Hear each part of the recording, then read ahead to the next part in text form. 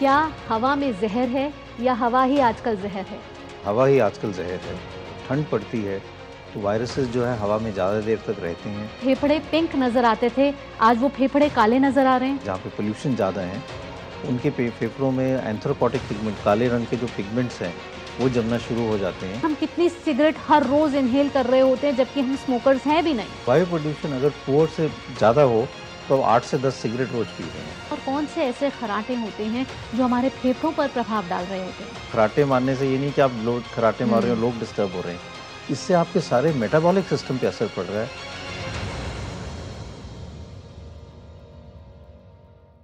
नमस्कार, total health podcast के एक और बेहद ही खास एपिसोड में आपका स्वागत। मैं हूं आपके साथ भावना नैयर। अक्टूबर से लेकर जनवरी तक का मौसम हर साल हमारे लिए अब सिर्फ सर्दी का मौसम नहीं रह गया, ये अब स्मॉग सीजन भी कहलाने लगा है। सुबह की ठंडी हवा जो कभी ताजगी देती थी अब आंखों में जलन और खांसी छोड़ जाती है। हर साल AQI के आंकड़े डराने लगते हैं और अब सवाल ये सिर्फ दिल्ली या गुरुग्राम तक का नहीं रह गया, पूरे उत्तर भारत का है। तो क्या यह हवा हमें धीरे धीरे बीमार बनाने लगी है? क्या बदलता मौसम और प्रदूषण हमारे फेफड़ों को कमजोर कर रहा है? हवा में छिपा जहर कैसे हमारी जिंदगी को प्रभावित कर रहा है और क्या कुछ हम बदल सकते हैं? इसी पर आज टोटल हेल्थ पॉडकास्ट में हम बात करेंगे और हमारे साथ एक जाने माने पल्मोनोलॉजिस्ट मौजूद हैं, डॉक्टर रणदीप गुलेरिया। बहुत बहुत स्वागत है।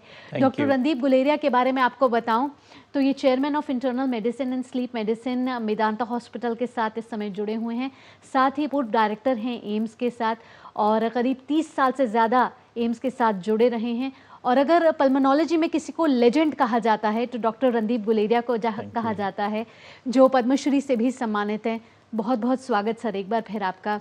जब हम बात करते हैं सर मौसम की, तो मौसम और हवा का आजकल बड़ा कोरिलेशन हो गया है। बदलता मौसम क्या और जो हवा में जो जहर घुल रहा है, क्या हवा में जहर है या हवा ही आजकल जहर है? अगर मेरे से पूछें तो मैं यही कहूँगा कि हवा ही आजकल जहर है और ये एक बहुत गंभीर समस्या है।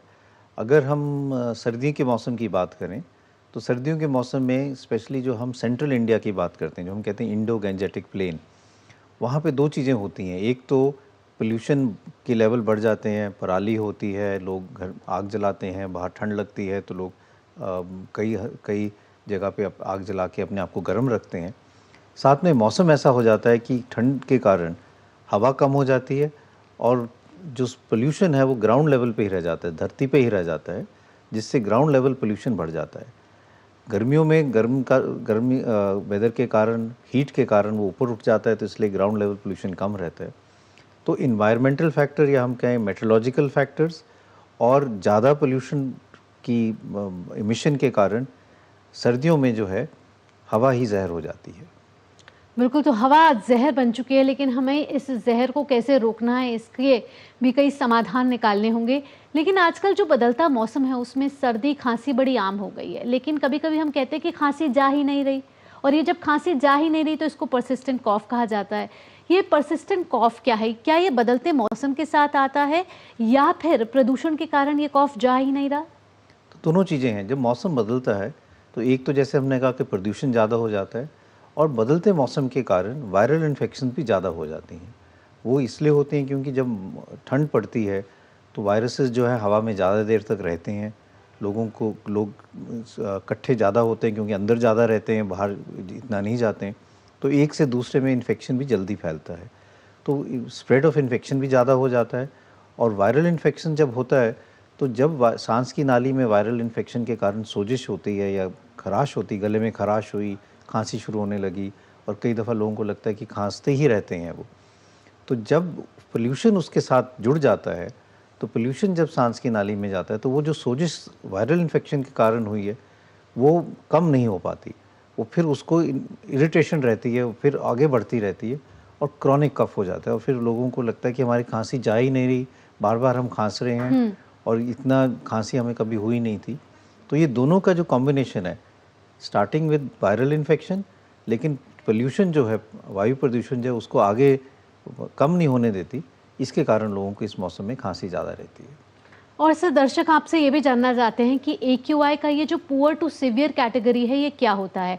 अगर ये पुअर कैटेगरी में है तो कितना हानिकारक है, और अगर ये सीवियर कैटेगरी में आ जाता है तो कितना घातक हो सकता है शरीर के लिए? तो हम जब AQI की बात करें तो पुअर, वेरी पुअर, सीवियर की बात करते हैं। पुअर का अगर मैं मोटे तौर पे ये कहूँ कि अगर मोटी तरह से समझना चाहें तो जिन लोगों को फेफड़े की प्रॉब्लम है या हार्ट की प्रॉब्लम है या जिन लोगों की इम्यूनिटी कम है या जो बुज़ुर्ग लोग हैं या जो बच्चे हैं, उनको पुअर के से जब भी और ज़्यादा पोल्यूशन लेवल ख़राब होगा तो तकलीफ़ बढ़ सकती है। जी। लेकिन जब हम सीवियर रेंज पे आते हैं तो उसमें हम ये कह सकते हैं कि जिन लोगों को कोई प्रॉब्लम नहीं है, यंग लोग हैं, जिनके फेफड़े भी ठीक हैं, जिनके हार्ट की कोई प्रॉब्लम नहीं है, उनमें भी सांस की तकलीफ़ हो सकती है, क्योंकि अब हवा टॉक्सिक हो गई है और ये लेवल इतना पहुंच गया है कि नॉर्मल लोगों पे भी असर कर सकती है। सर, आप तो इतने सालों से फेफड़ों के केसेस को देखते आ रहे हैं, तब से लेकर अब तक आपने क्या बदलाव देखा है? किस तरीके से बदलता मौसम और ये जो हवा में घुलता जहर है उसने फिट लोगों को भी बीमार बना दिया है? बिल्कुल, तो मैंने ये देखा है और इसके लिए मैं थोड़ा-सा एक और सिचुएशन भी बताऊँगा। पर मैंने ये देखा कि जैसे हम देखते हैं, और जब मैं एम्स में था तो हमारे एम्स में कई स्टूडेंट्स पढ़ने के लिए बाहर से भी आते थे। कई दफ़ा उनको कोई प्रॉब्लम नहीं होती थी। जब वो यहाँ दिल्ली में रहना शुरू करते हैं, 6 महीने, साल भर रहते हैं, तो एकदम खांसी की तकलीफ़ शुरू हो जाती है, सांस की तकलीफ़ शुरू हो जाती है और वो कहते हैं कि मुझे तो पहले कभी भी तकलीफ़ नहीं थी। तो वो बिल्कुल हेल्दी थे, लेकिन हवा ख़राब होने के कारण उनको भी सांस की तकलीफ़ शुरू हो गई। और मैंने ये भी देखा है कि इसका समाधान भी था। जब शुरू में हम एयर पोल्यूशन की बात करने लगे थे तो 98-99 की बात थी, तब एयर क्वालिटी बहुत ख़राब होती थी। मुझे याद है लोग कहते थे कि जब हम दिल्ली एंटर करते हैं आज़ादपुर साइड से, तभी हमारी आंखें से पानी आने लगता है, खांसी शुरू हो जाती है। और तब CNG आया और एक समय ऐसे आया कि जब CNG जब आया था 99-2000 में सरकार के एफर्ट से, सुप्रीम कोर्ट के ऑर्डर से, तब भी पोल्यूशन बहुत ज़्यादा था। और CNG आने से और लोगों को लगा कि CNG आएगा तो गाड़ियाँ नहीं चल पाएंगी, लाइनें लग जाएंगी, बहुत शॉर्टेज होगी। लेकिन जब सारी पब्लिक ट्रांसपोर्ट में, प्राइवेट जो व्हीकल्स में CNG आया, तो एक ऐसा समय आया कुछ सालों के लिए अर्ली 2000 में जब एयर क्वालिटी बहुत अच्छी हो गई थी।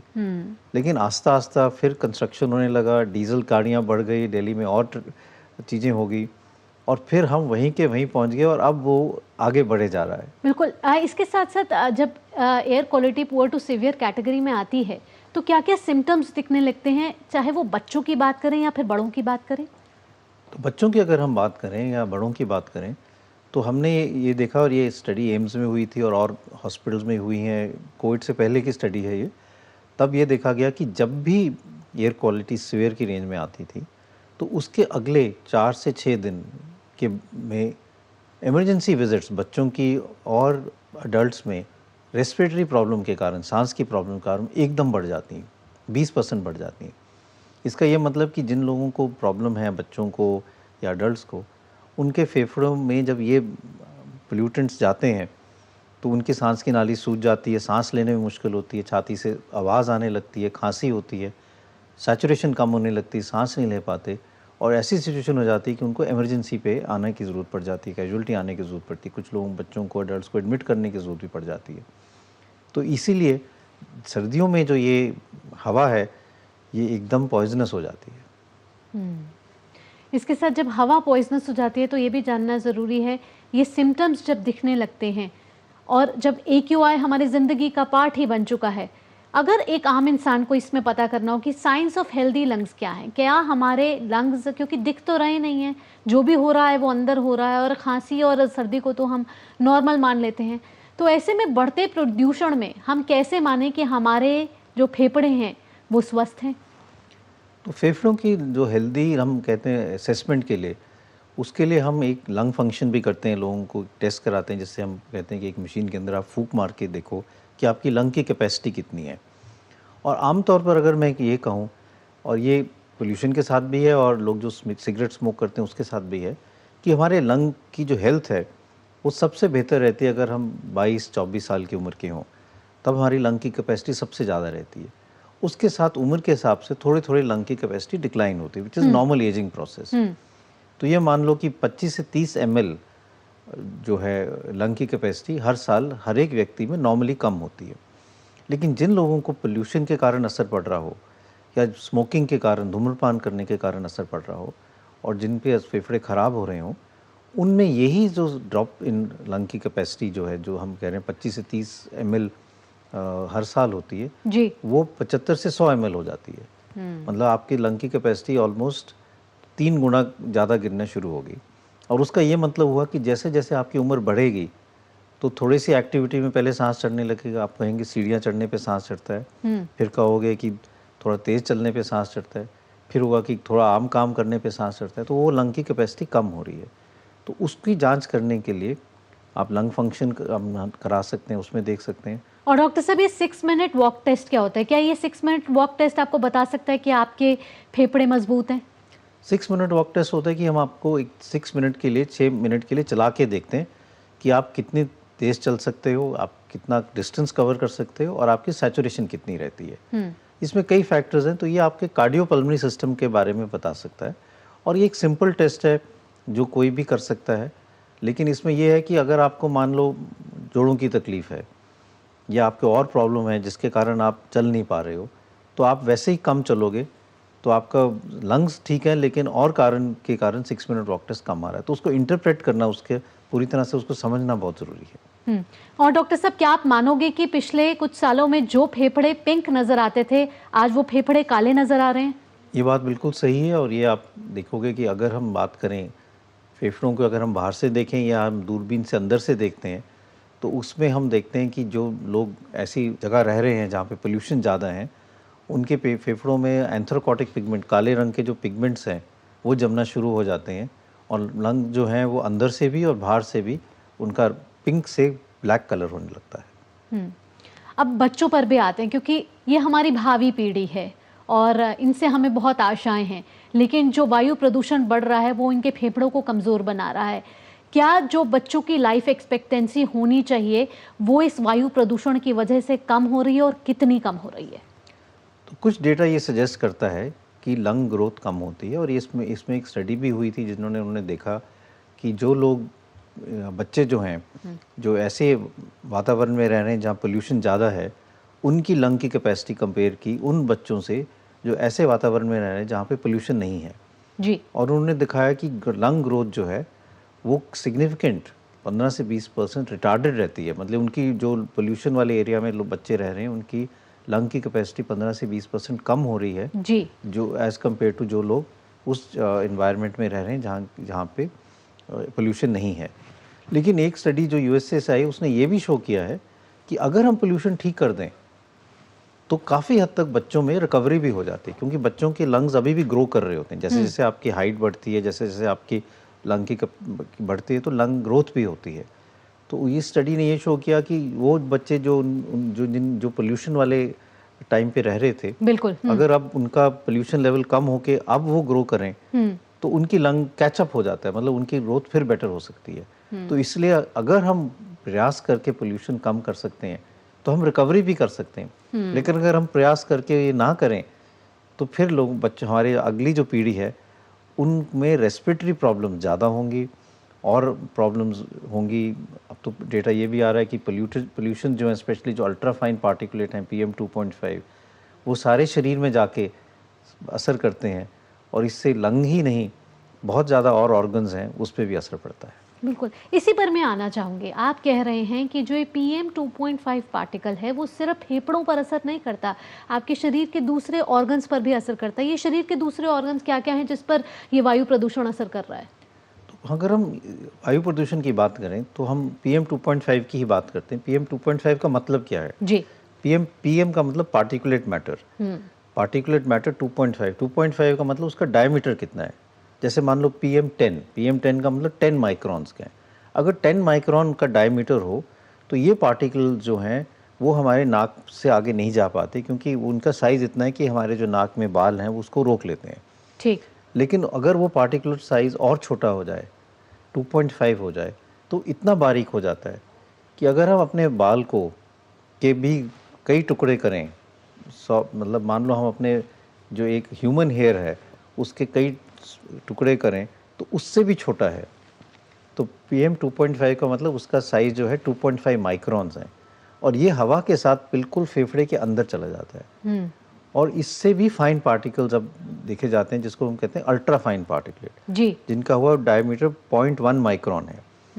तो इनमें क्या होता है कि कुछ टॉक्सिक चीज़ें, जिनको हम कहते हैं टॉक्सिक हिच हाइकर्स, वो इन पार्टिकुलेट मैटर के साथ चिपक जाती हैं और वो बिल्कुल हमारे एल्वुलाई, जो लंग्स के बिल्कुल बारीक हिस्से हैं, उसमें पहुंच जाती हैं। इतने बारीक हिस्से में पहुंच जाती हैं जहाँ से ऑक्सीजन जो है वो लंग से ब्लड में जाती हैं और कार्बन डाइऑक्साइड ब्लड से लंग्स में आता है जी। और ये भी उसी के हवा के साथ, उसी के साथ हमारे खून में पहुंच जाती हैं। तो ये टॉक्सिक पार्टिकल्स फिर सारे शरीर में खून के माध्यम से पहुंच जाते हैं। तो इसके कारण खून की नालियों में सोजिश हो जाती है और अब ये देखा गया कि स्ट्रोक जो है या डिमेंशिया जो है या पार्किंसन जो ब्रेन की प्रॉब्लम्स हैं, इनका भी लिंक पोल्यूशन के साथ है। जी। गठिया की बीमारी है वो बढ़ जाती है क्योंकि पोल्यूशन जो है उनमें जो सोजिश, इन्फ्लेमेशन होती है वो जोड़ों में हो जाती है। खून की नालियाँ जो हार्ट में हैं वो नैरो हो जाती हैं, जिससे हार्ट अटैक भी हो सकते हैं। यहाँ तक कि जो सोसाइटीज़ हैं, उन्होंने कहा है कि अगर आप पुअर क्वालिटी एयर में जी रहे हो तो वो it is as much a risk factor of heart disease as smoking और हाई कोलेस्ट्रॉल। अगर वायु प्रदूषण, हम नॉन स्मोकर्स हैं लेकिन वायु प्रदूषण में कहा जाता है कि हम इतनी सिगरेट्स हर रोज़ पी रहे हैं, तो कौन सी कैटेगरी में हम कितनी सिगरेट हर रोज़ इनहेल कर रहे होते हैं जबकि हम स्मोकर्स हैं भी नहीं? तो वायु प्रदूषण अगर पुअर से ज़्यादा हो तो आप 8 से 10 सिगरेट रोज़ पी रहे हैं, ये समझ लीजिए।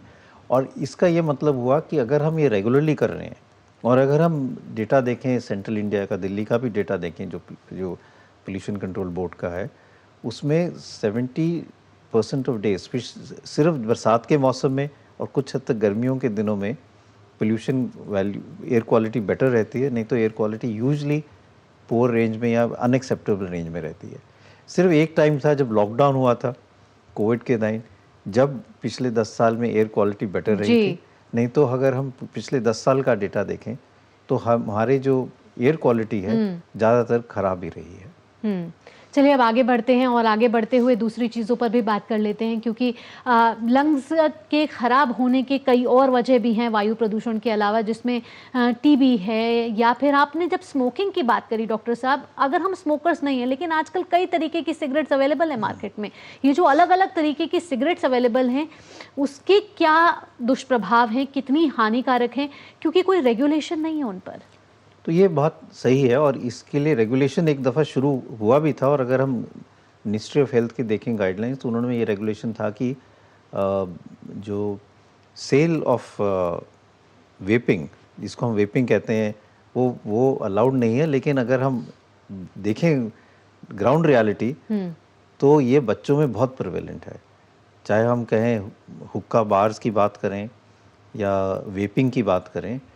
और ये जो इलेक्ट्रॉनिक सिगरेट्स हैं या वेपिंग है, इसके दुष्प्रभाव भी बहुत ज़्यादा हैं और इनका जो यूज़ है ये सालों साल बढ़ा जा रहा है जी, ग्लोबली भी और इंडिया में भी। बात यहाँ स्नोरिंग की भी कर लेते हैं, खराटों की। कई बार हमें लगता है कि जो खराटे लिए जा रहे हैं वो नॉर्मल हैं, लेकिन कौन से खराटे नॉर्मल होते हैं और कौन से ऐसे खराटे होते हैं जो हमारे फेफड़ों पर प्रभाव डाल रहे होते हैं?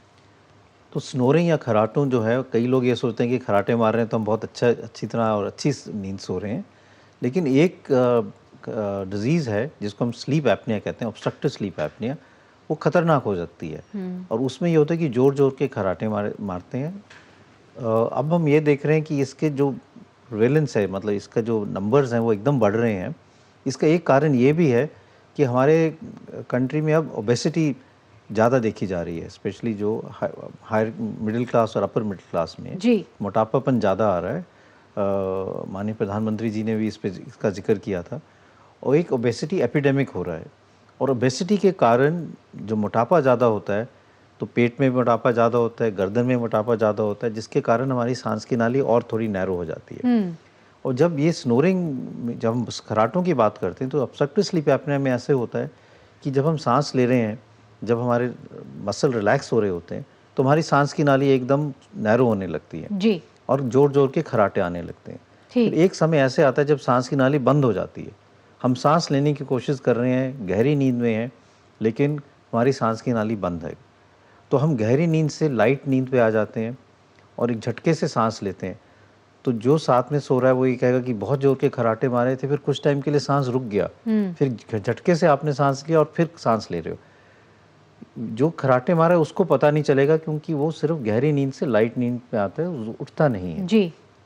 लेकिन इसकी 3 चीज़ें होती हैं। एक चीज़ ये हुई कि सांस की नाली बंद हो गई, आप सांस लेने की कोशिश कर रहे हो लेकिन ले नहीं पा रहे हो, तो आपके जो छाती के अंदर प्रेशर है वो एकदम बढ़ जाता है, तो इसके अंदर हार्ट के अंदर भी प्रेशर बढ़ जाता है। दूसरा ये होता है कि ऑक्सीजन कम हो जाती है और कार्बन डाइऑक्साइड बढ़ जाती है कुछ टाइम के लिए, तो एकदम आपके बॉडी में ऑक्सीजन और कार्बन डाइऑक्साइड के चेंजेस आते हैं। और तीसरा जो नर्वस सिस्टम है उसका भी स्ट्रेन पड़ता है, क्योंकि वो बार बार आपको उठा रही है, फिर आप सो रहे हो, फिर लाइट नींद पे आ रहे हो, तो स्लीप डिस्टर्बेंस होती है, जिसको हम कहते हैं फ्रैगमेंटेड स्लीप। इसके कारण फैटी लिवर जो है, हार्ट की प्रॉब्लम जो है, ब्लड प्रेशर की प्रॉब्लम जो है, इंसुलिन रेजिस्टेंस, डायबिटीज़ के कारण सारे जो हैं चीज़ें बढ़ जाती हैं। तो obstructive sleep apnoea is not only loud snoring, जो हम कहते हैं सिर्फ खर्राटे मारने से ये नहीं कि आप लोग खर्राटे मार रहे हो, लोग डिस्टर्ब हो रहे हैं, इससे आपके सारे मेटाबॉलिक सिस्टम पे असर पड़ रहा है, आपके हार्ट की डिजीज़ के चांसेस ज़्यादा बढ़ जाते हैं, फैटी लिवर के चांसेस ज़्यादा बढ़ जाते हैं, इंसुलिन रेजिस्टेंस ज़्यादा हो जाती है, ब्लड प्रेशर की दवाइयाँ बढ़ जाती हैं। इसलिए इसको लाइटली नहीं लेना चाहिए, इसको डायग्नोज करके ट्रीट करना बहुत ज़रूरी है। जी। और आजकल क्योंकि अस्थमा के केसेस भी बहुत बढ़ रहे हैं, तो बच्चों में जो अस्थमा के केसेस बढ़ रहे हैं, हमें समझ नहीं आता, बच्चों में ब्रोंकाइटिस बोलते हैं, बड़ों में ब्रोंकल अस्थमा बोलते हैं, फिर और भी मिक्स एयरवे डिजीजेज हैं, COPD हैं, इनमें क्या डिफरेंस है? और कहते हैं जब बच्चे नेबुलाइजर या इन्हेलर पर आते हैं तो बड़े बड़े परेशान हो जाते हैं, बोलते हैं कि आजीवन क्या ये लेना पड़ेगा?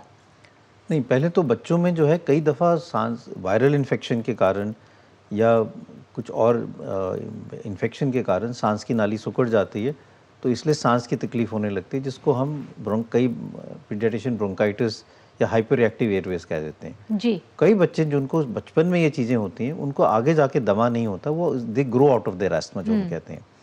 पर कुछ लोगों में ये रहता है जिनको फिर हम अडल्ट्स में दमा कहते हैं, और कई लोगों को दमे की शिकायत बचपन में नहीं होती, लेट ऑनसेट अस्थमा होता है। लेकिन ये रिवर्सिबल है, सीजनल होता है, जैसे आपको हुआ, आपने दवाई ली या मौसम बदला तो ठीक हो गए। COPD या ब्रोंकाइटिस जो है वो स्मोकिंग के कारण भी है, एयर पोल्यूशन के कारण भी है, ये प्रोग्रेसिव डिजीज़ है, इसको आस्ता आस्ता रिवर्सिबल नहीं होता, जब आपको तकलीफ सालों साल बढ़ती गई तो वो प्रोग्रेसिव डिजीज़ है। अस्थमा जो है बीच बीच में ठीक हो जाता है, अगर उसको ठीक ट्रीटमेंट नहीं करो तो फिर वो प्रोग्रेस हो सकता है। जी। इसके साथ साथ जब बड़ों की भी बात करें डॉक्टर साहब, तो आजकल इम्यूनाइजेशन काफ़ी आ गई हैं इन फ्लू इन्फेक्शन से कोप अप करने के लिए, न्यूमोकोकल निमोनिया के लिए आ गई है, फिर इन्फ्लुएंजा की कई वैक्सीन्स हैं, ये कितनी लाभदायक हैं और इनका लेने का क्या समय रहना चाहिए? तो वैक्सीन बहुत लाभदायक है, और जैसे मैं ये कहूँगा कि जैसे हम अडल्ट्स की बात करते हैं, बच्चों की बात करते हैं, वैसे ही हमें अडल्ट्स की बात करनी चाहिए, अडल्ट वैक्सीनेशन। और आजकल तो लोग बात कर रहे हैं life cycle immunisation, life cycle vaccination, बच्चों में वैक्सीन दिया, अडल्ट्स में वैक्सीन दिया, महिलाएं जो प्रेग्नेंट हैं उनको हम वैक्सीन देते हैं, प्रेगनेंसी में वैक्सीन लेते हैं, लोग ट्रैवल कर रहे हैं उनको वैक्सीन देते हैं, आप अफ्रीका जाते हो येलो फीवर वैक्सीन लेनी पड़ती है, लोग कहीं भीड़ भड़ा के इलाके में जाते हैं जैसे हज के लेके या कुंभ के लिए, उनके लिए वैक्सीन करते हैं। और फिर जब बुज़ुर्ग हो जाते हैं, जब ओल्डर एज ग्रुप होता है, तो ओल्डर एज ग्रुप में आपकी इम्यूनिटी कम हो जाती है, इसको हम कहते हैं इम्यूनोसेनेसेंस। जैसे जैसे आपकी उम्र बढ़ती है आपकी इम्यून सिस्टम भी एज करता है, तो आपको इन्फेक्शन के चांसेस ज़्यादा हो जाते हैं और सीवियर इन्फेक्शन हो सकता है। इसलिए ओल्डर एज ग्रुप में वैक्सीन लगाना बहुत ज़रूरी है। इसके लिए फ्लू वैक्सीन है जो हर साल लगानी चाहिए।